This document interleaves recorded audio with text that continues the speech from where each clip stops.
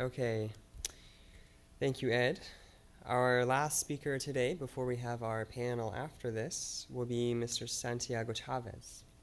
Mr. Chavez is a physical therapy student at the University of Texas Medical Branch in Galveston.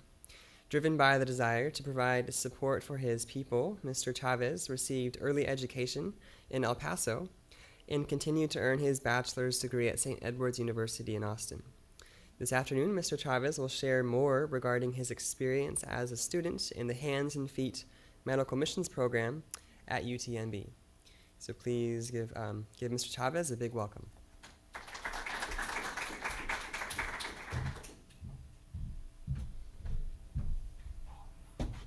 Thank you very much for that introduction.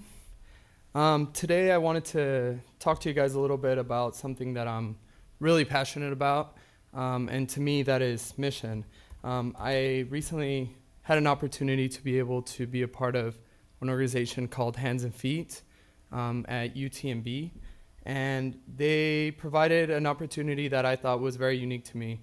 Growing up as a wanting to do physical therapy, I never thought that I would have that availability to do mission work, not just here in this country, but in other countries. And so I started seeing a true need that this organization brought up in places like Laredo or Peru. So I wanted to kind of explain to you a little bit about what our organization does and what it's done to grow, and then just kind of expose to you what we do in Laredo or in Peru, and just give you an idea of how our clinic is run and the services that we offer. So first off, who we are. So we are a compilation of several different services, starting by a school of medicine, school of pharmacology that we've recently gotten in touch with. That's not through UTMB, but through a school that is more in the valley. School of Health Professions that include PA, PT, OT, and nursing. All of these are also helped out by their respective disciplines. In order for us to practice in these different cities, we have to have a professional to be able to practice under. And so this organization bridges together the student and the professional to be able to create a learning environment that is very unique, not something we get a lot of work in our school because there's not as much clinical practice that can be thrown into our curriculum. So organizations like these can help do that. So these are going to be some pictures just explaining some of the different people that are part of our group. And like I said, there's a good synergy within this group that allows you to understand just what other disciplines have to offer and what other kinds of things you can offer with them together.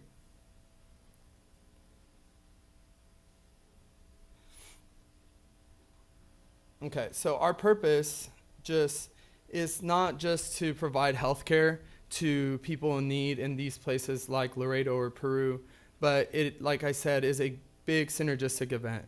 You're getting together several aspects of healthcare that sadly enough have a hard time communicating in the real world, and we're putting on a clinic, whether it's a weekend clinic or a week clinic, that allows for this communication to be a lot easier in terms of providing the healthcare. So you're providing healthcare for people who are in need, people who don't have as access as readily as we do in this country or in bigger cities like Houston. And then you're also instilling a sense of community. This is brought upon by the fact that we don't want to create a dependency within the clinics that we provide for the cities that we're establishing the clinic at. We want to start a trend for some of the people within that city to provide some help as well, and little by little weaning ourselves out of the way and having these clinics continue producing clinics throughout the year without our help, but Laredo or Peru helping Laredo or Peru. The other big part of this is the sense of culture. To me, I think this is an important attribute to our organization just because as students, we haven't gone across some of the big cultural events that happen with some of these people. We are very comfortable in our cities and in our homes, and we're very busy with some of the things that we're doing. And doing projects like these or like Frontera de Salud have a big part of a culture that we're not really exposed to, whether it's people from Mexico, from Peru, or even homeless people that we have some of our clinics that we provide services for as well. So these are, again, some of the pictures in Peru of the opportunities we get to do, not just providing healthcare, but also being able to play a common game and just getting to know the people that we're helping and servicing.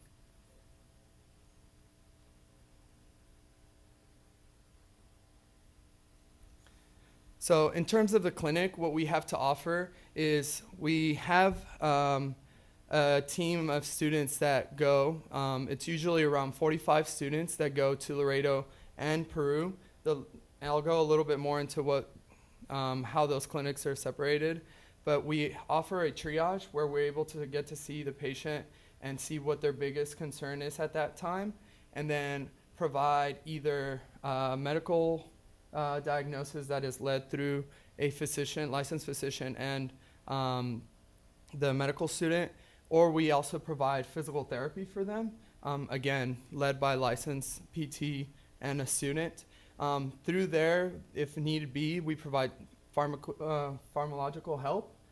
We have some limited labs that we take up there, like glucose testing. In Peru, we have done urinalysis and things like that to also help in the diagnosing. And then one of the most rewarding parts of the clinic is the eyeglasses clinic. We're able to get a lot of glasses that we purchase and donate over there, have a simple medical or eyeglass exam, and then be able to provide a eyeglass prescription for a lot of these people, whether it's farsighted or nearsighted. So that's something that's really rewarding and something that gives some of these patients something to take back home. Whether they really need it or not, they're able to go back and say, these are the glasses that were given to me by the doctors. At this point, everybody who is in the clinic, they call doctors, but they have something to take back and say, this is how I was helped. This is the education that was provided for me, and just and even just eyeglasses. So this is one of our clinics in Laredo. It is put on by a missionary group there in Laredo called in Peñitas, which is a suburb outside of Laredo. This person, he has restored his ranch to be able to be receiving of a lot of missionary groups, and he allows us to stay there and provides food for us and things like that, just for the mere fact that we're providing some healthcare for the people that he lives with. Next, these are some other pictures of some of the clinics in Peru. Really handsome guy there treating one of the patients there. And it's really interesting because some of these people don't speak any English. And there's translators there that kind of bridge that gap between the provider and the patient. But at the same time, a lot of the people providing this education or services get to learn not just Spanish from them, but get to learn what it is to be gracious or grateful for some of the services that to us seem pretty easily attained. So here again is another eyeglass exam in people that usually have never owned a pair of glasses, and so giving them glasses provides a huge help and kind of buys into what we're providing for them, and then that gives them an open mind for being able to receive education on diabetes, on hypertension, on other things that are a little bit more important for their lives. As you can see, there's a wide variety of patient population, whether it's pediatric to adult and geriatric. Here, the girl standing in the back, she's a Peruvian translator who, in the end, of course, get treated for whatever it is they have as well. But for them, it's an advancement in their education to be able to provide these services for us. But at the same time, being able to say, I've practiced in this is something I like to do, and give them a sense of motivation to continue in their education. Here's other story. It's we're trying to help somebody teach their, I guess, caregiver in just a simple stretching program. And I just thought this was a very neat picture where one of the PTs is not just, there's not very much follow-up within this population. We get there and we're there for a week, or sometimes just the clinic is a day in Laredo. And so the follow-up is not very good with these patients. So there's a lot of patient education and caregiver education, which is how we transfer a lot of our services. So these are other pictures. In terms of the 2 trips that we go to, there's Laredo trips that we go to a little bit more often. We usually have 3 or 4 trips with 45 students.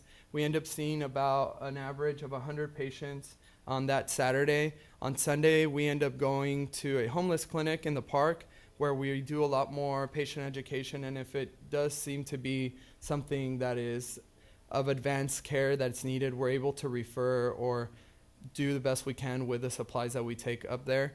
All the supplies that we take are purchased by the organization, and this money comes from students donating $65 per trip, and that includes their transportation, 3 vans, gas, a place to stay, and then the church provides some food for us wherever we go.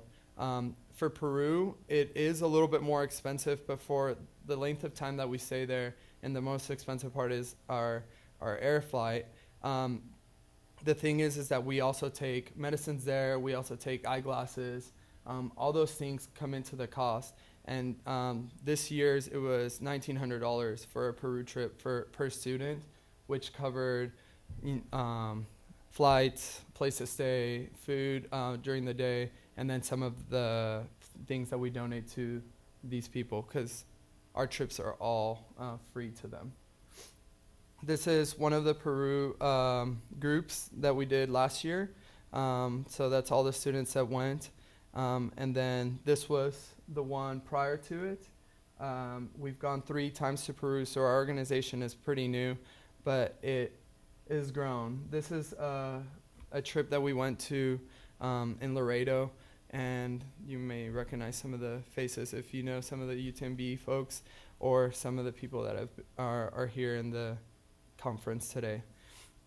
But as far as anything else, I'm really thankful for having this opportunity to speak to you about something that I really enjoy, and if you guys have any questions, I'd be glad to answer them at this point.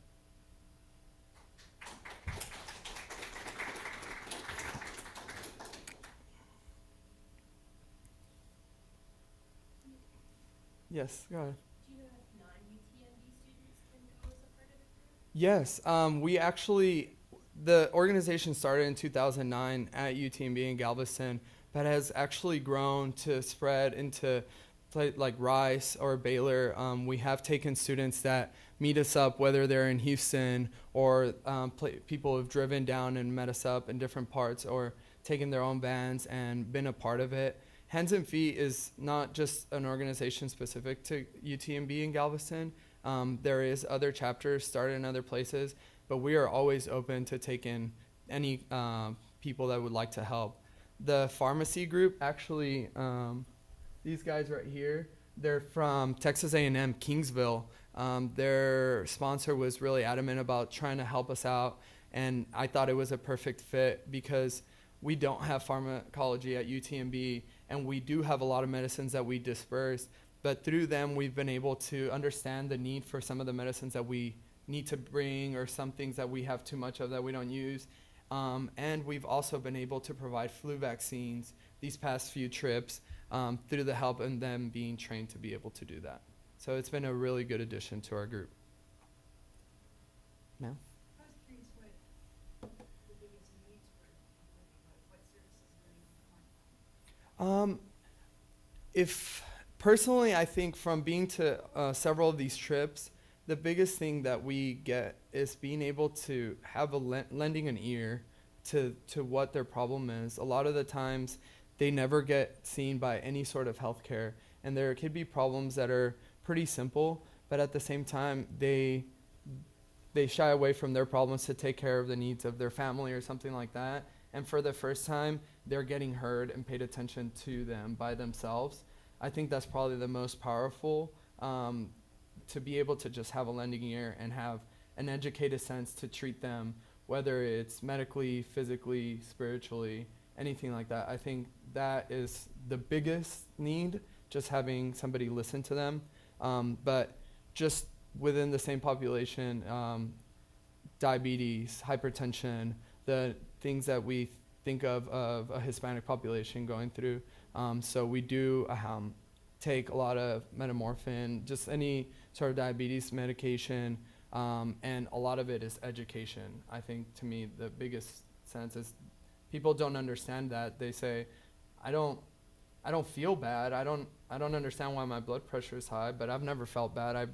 Nothing's wrong, but it's a long process, and 8 years down the road, when their, organs aren't functioning as properly because of this chronic illness, then they still don't understand. And I've seen that in the county, doing a rotation right now, and there's a lot of people that say, it's only when I got into the hospital that I got sick. It hasn't been something that I have had for so long, but I think education is the biggest thing that they need. Any other questions? Yes, sir. Could you say a little bit more about how you maintain long-term care for these patients and make sure that there's follow-up after they left the initial consultation with all the conditions that they filled out? Right. I think that's probably one of the hardest things that we come across. But I think establishing a sense of presence within the community and providing all these mission trips have been housed at a church. As much as we stem from a religious organization, all these people in this picture do not have a common religion. And I think that's the beauty of it, is the fact that you're able to kind of separate that from the other and provide services for healthcare. So we kind of have established them in certain churches, and that becomes a hub for them to be able to outreach and say, this is where I've received care. This is where I can go, just in case, to be able to have somebody to talk to and access care in another sense. The big thing is we're trying to make sure and have 3 or 4 trips annually and set dates a little bit earlier. In order for us to practice, medical doctor will have to be present, even for physical therapy, to get the referral. And so that's hard to plan that. And so we try to continue having presence within the community for the church, but at the same time empowering the community and saying, we can continue having these clinics without a mission group from UTMB or from wherever to come in. And so we're kind of opening up that idea that they can do this on their own. So I think that's the way that we can have some follow-up. Yeah. So just to follow up on that, so the receiving group isn't, and the sending group isn't like the nomination. So how is it organized through UTMB? What the umbrella organization is the NGO itself? I think it's the Baptist Student Ministries is where we work through, but it's at UTMB. It's at the UTMB campus, which that's where we get all of our population of our members, especially in some of these trips. A majority of them, I would say, are from UTMB, and it is recognized as a UTMB organization, but it just has several people where we get help from in terms of funding or access and resources. Mm-hmm. Thank you. All right, thank you, Mr. Chavez, for that talk. You can now all mingle a little bit and head over next door to room B. We're going to have our expert panel at 4 o'clock, and afterwards we're going to have